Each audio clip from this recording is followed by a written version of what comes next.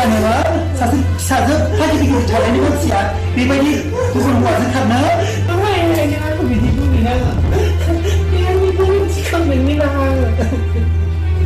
नोंखौसो नुबाय बे दुनियाव बिमा होननानै लाजिबाय आङो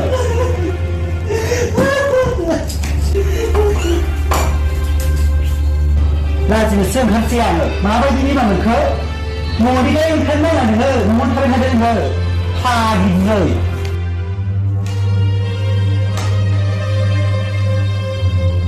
आयु गाबोन जाया गुफुरनियानो फिसाइ नागिरनांगौबा बा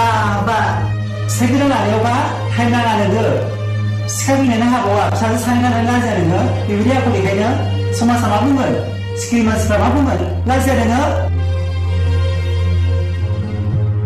नोंनि थाखायनो जेरावबो ओंखारनो हाला आङो लामा सामा बयजोंबो बुजासै बिमाया खारदोंनो आरो नोंबोथ' एक नम्बरसै लाजिनो रोङा नोङो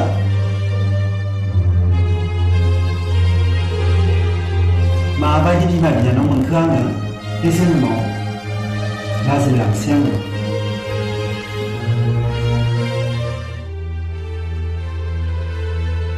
रुपाथि रुपाथि न'आव गैया नामा बेलाय रुपाथि नै आयं न'आव गैया नामा नोमाया आयं रावबो गैया नामा सिरिलाय आयं